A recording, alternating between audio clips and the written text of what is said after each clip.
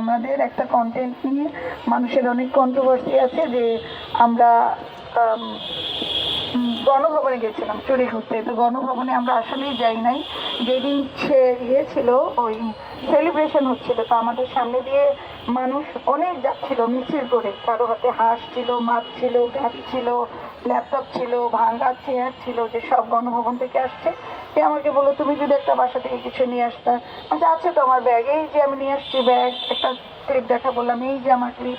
কিন্তু এটা আমরা করি নাই। হ্যাঁ, তো আমাদের এই ফান ভিডিওটা পাবলিক হয়ে গেছে এবং সেটার জন্য মানুষ অনেক অনেক নেগেটিভ কথা বলে।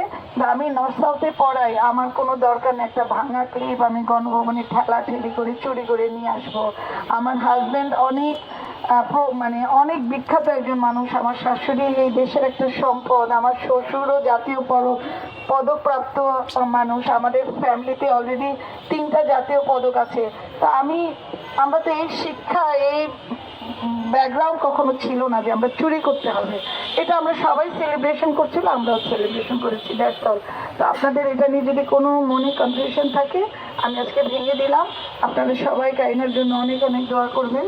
কারিনা আপনাদের মধ্যে, আপনাদের দোয়ার মধ্যে বেঁচে থাক, কারিনা তার কর্মের মধ্যে বেঁচে থাক। ভালো থাকবেন।